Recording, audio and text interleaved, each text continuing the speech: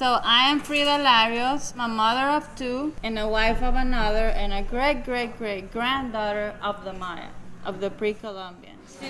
Frida Larios is a graphic designer and typographic artist from El Salvador, living in Washington, D.C. On November 21, Larios led a storytelling workshop for children at a Museo del Barrio in New York, where she read a children's story she created, titled The Village That Was Buried by an Erupting Volcano. The book is written in Spanish, English, and a new Mayan language she developed. An ambassador for the International Indigenous Design Network, Larios collaborates with cultural institutions in El Salvador, as well as the Salvadorian Embassy in Washington. There's immigrated children and youth that live here that are losing connection with their root.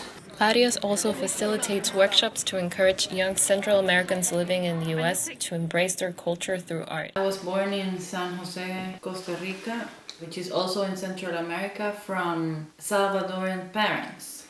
So my parents are from El Salvador, so I consider myself an El Salvadoran. I became a graphic designer, and that took me to England. I studied at University College Falmouth, and Falmouth is a little sailing town and fishing town in the southwest of England, in Cornwall. And this is where I first started having questions of identity, because I was so far away from my own culture and placed into this very new culture for me. My English was American in a way, so I had to kind of learn a new language. After graduating from the University of Falmouth, Larios enrolled in a master's program at Central St. Martin's School of Design. Inspired by Maya collections at the British Museum, Larios dedicated her thesis project to the study of the ancient Maya language, which eventually led to the creation of the new Maya language hieroglyphics. The new Maya language is a redesign and recomposition and investigation of certain logo hieroglyphics that have been studied from the Maya script. This new Maya language, like I have titled, is a book and is an expression of different media. And the idea is that you can take certain parts of the ancestral hieroglyphics and compose new ones to create new sentences, new meanings, new narratives that are relevant to children and youth and even a general audience in our contemporary times. So for example, I'll show you. This is the family at home.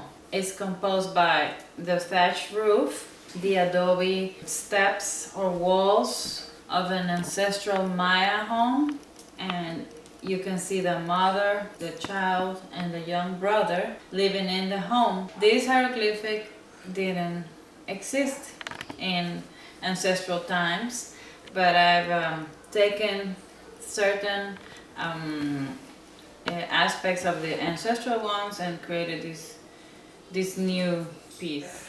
My name is Marita Solano. I'm the community schools manager for CASA.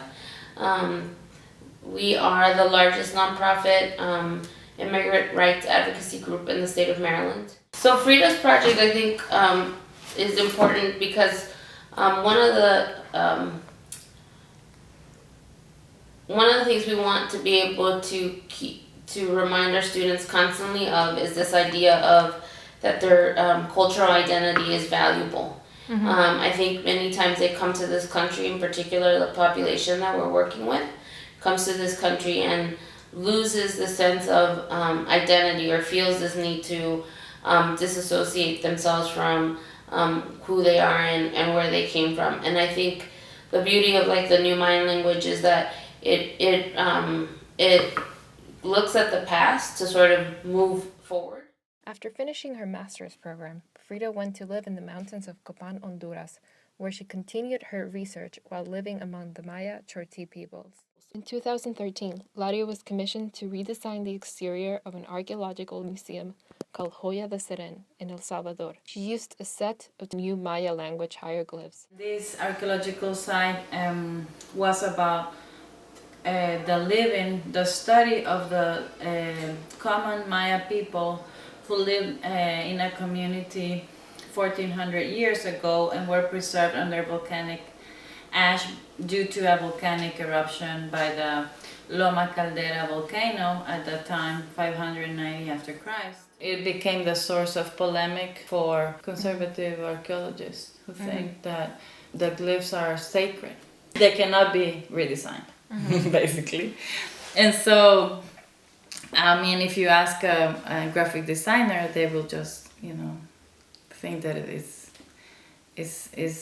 that knowledge needs to be made relevant today, especially to children and youth, so that there's an interest, there's an application, and it's not only left in museums behind glasses or in books and not being made available to the common.